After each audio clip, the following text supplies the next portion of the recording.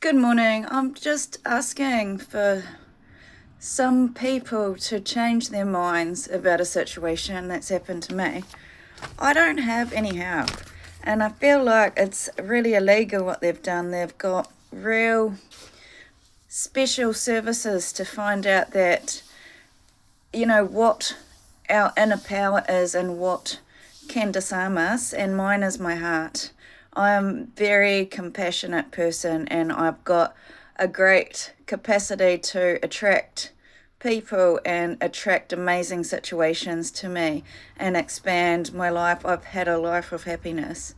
I have not had a life of misery. Yes, I've had some very nasty things happen in my life, and I've had some cruel lessons, but I've never not had a tomorrow. I've never not had somebody that's like, hey man, I understand that kind of crap. I went through this. Or, I've always had some humanity in my life so that it was never, I never festered and became psychopathic. Or I always talked out the problems and shared my problems to make it in half and shared my heart with other people to make it unburdens you to talk about it and release it and move on. I don't think it's a toxic thing at all. I think it's actually more of an intelligent way to release negativity than sitting and being kept in isolation because men want to make all this money out of me. The thing is there definitely is a regime, and they've established all these businesses and a church. The church was established through a lot of violence, sexual violence and rape. That's all been covered up. And I'm asking for you to understand, as somebody that's been through physical violence and family through coercive control and threats and being pushed into a regime of being happy and keeping up faces of, in public faces of being happy and not emotional about a situation at all. I feel like I'm being emotionally abused. I'm always been put down for 6 or 7 years. It takes its toll on you. I mean, they've done real studies on plants with heavy metal and classical music, and the classical music plants actually with the same environmental, like a temperature controlled environment. So they've got the same sort of opportunities to grow at their best, these plants. But the music, the frequencies, are actually what causes growth or death. And I just believe, because I was doing a lot of energy healing after the abuse that I went through, and a lot of different spiritual healings, that I believe them pushing all this negativity and hate all directed at me has caused me to die of all this cruelty. There's some parts of me that's been shattered, and it's also, you have to kind of understand, while they were building an underground pipeline of peace to keep their life in peace and me in turmoil, they were giving out my addresses and letting thugs come and harass me in homes and cause me problems. I've got, I feel like a prisoner all the time. Like, they've got tags on me to GPS me. They've got porn videos to sexually assault me and blackmail me and punish me, and they're denying me the right to freedom. They're also just devalued me for $1 to deny me the right to have anyone to help me. And I just feel like it's very malicious to take me out of a business 2 years ago where I'm thriving, to bring me here to devalue me as $1 after they'd already killed all of my social rights and social groups and soul ties. They've killed everything. Like, they brainwashed everybody down in Christchurch for years that I'm toxic and negative and I'm not a progressive person, but I am. That's a false belief. I am definitely been hardworking all throughout Auckland.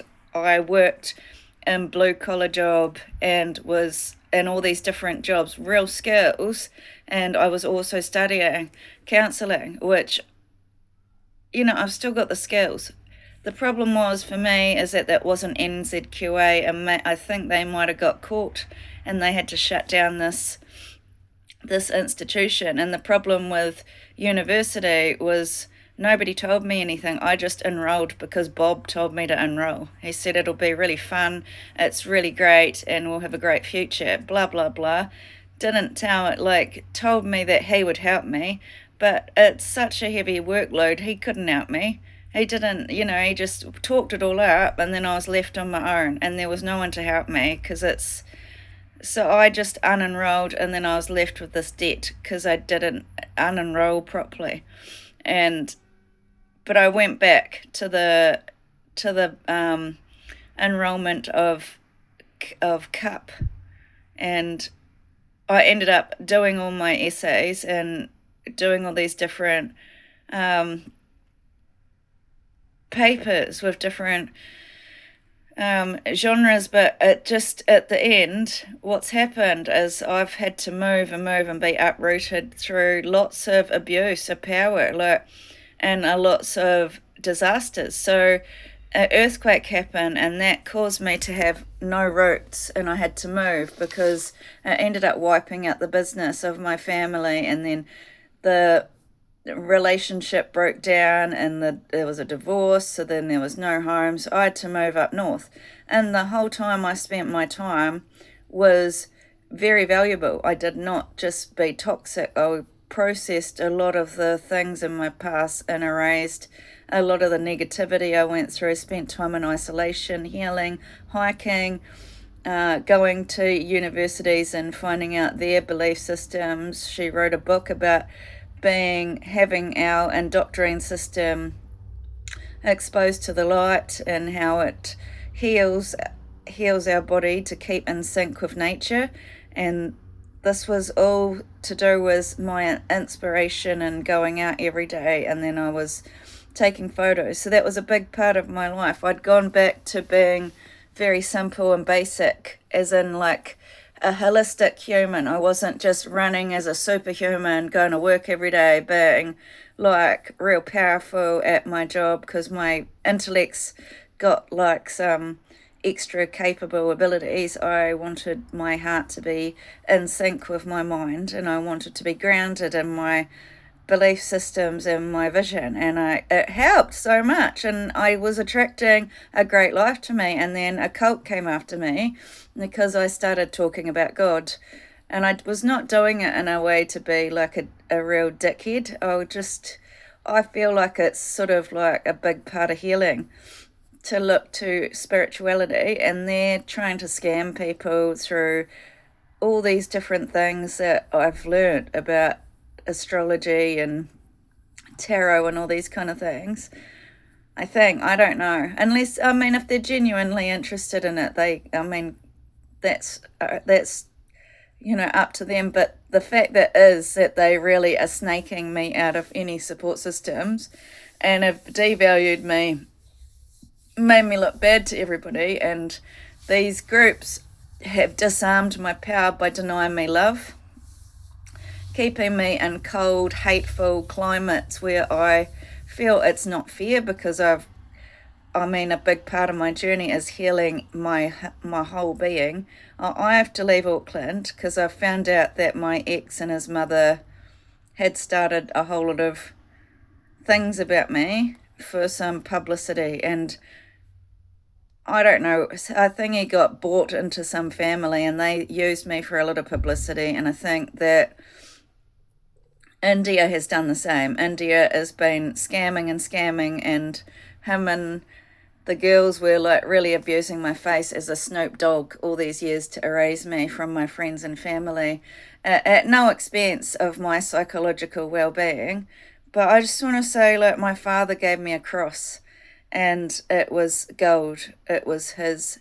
He was a very poor man, and he had gone through a lot of health issues, a lot of drinking, a lot of beating from his father. I never got to really know him.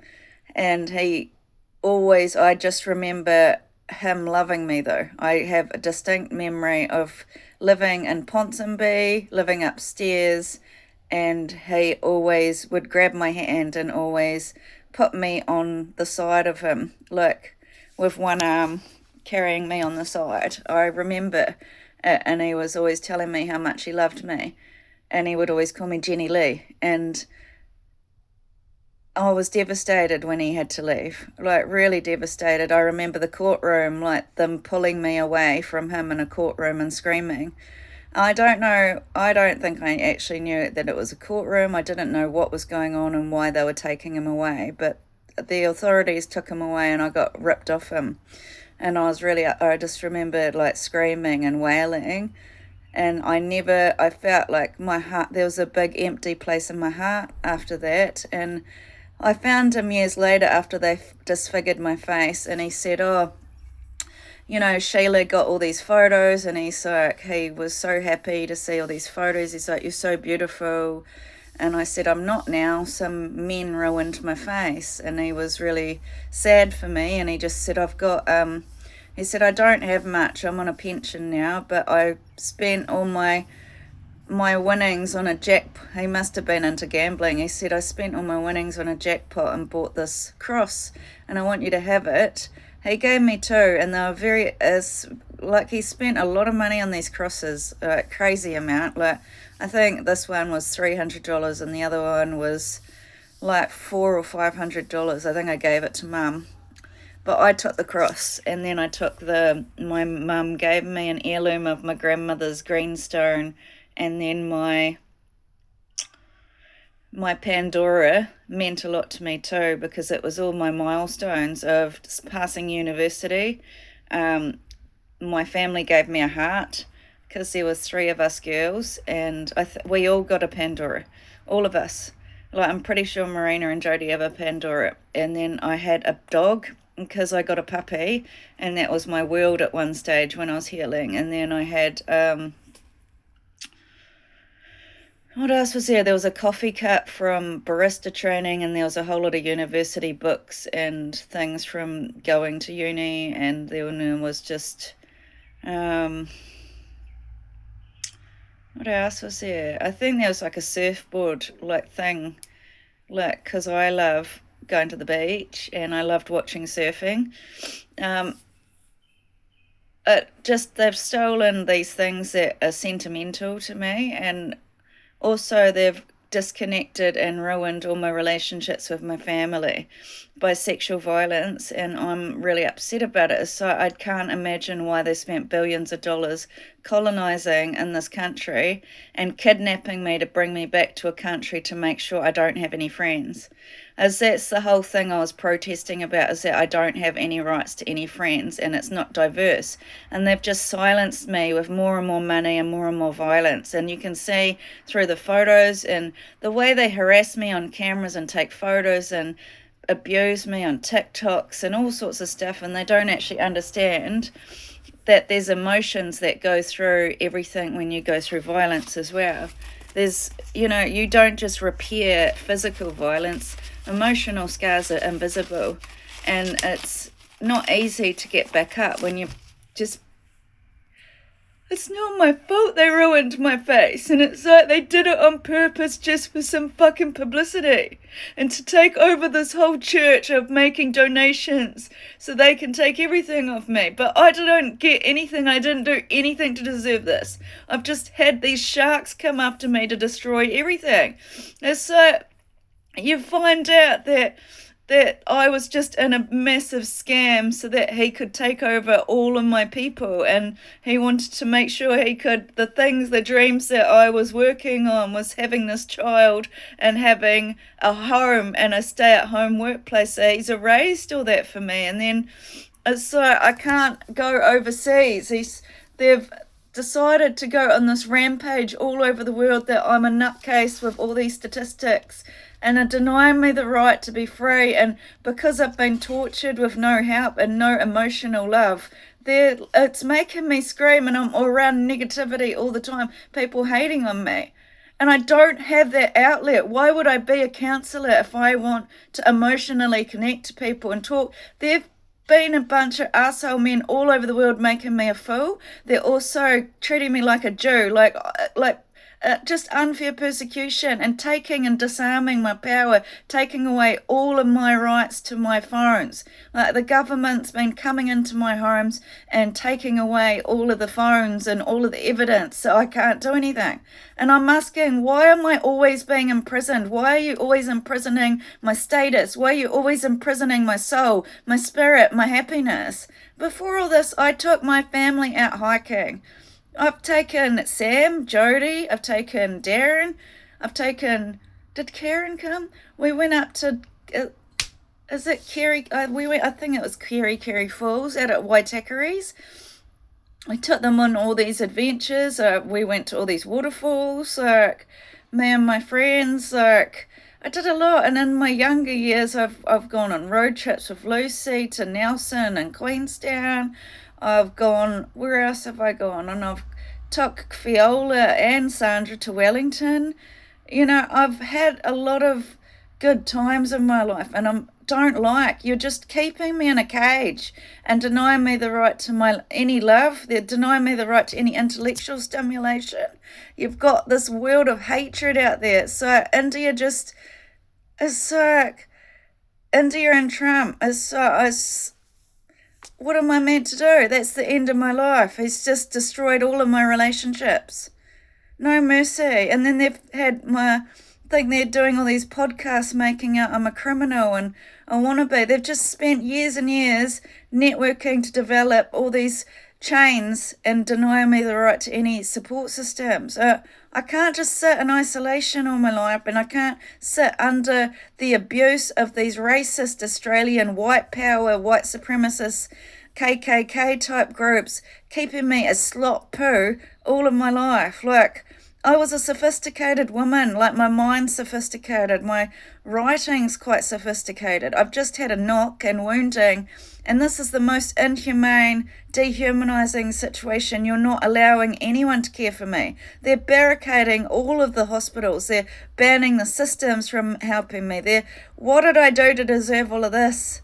Like, they're denying absolutely any support, and they've gone to churches and blackballed me. They're blackballing me from any social circles for 7 years, and now they've found out what I do to make friends, and they're barricading and making massive walls so all these institutes cut me out and I can't make friends, and I'm treated like an imposter when I was always a really popular person.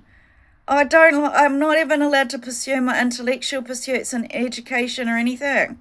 Nobody else has this much scrutiny for 7 or 8 years, and nobody has this much scrutiny over their life choices. Why are you doing that to me?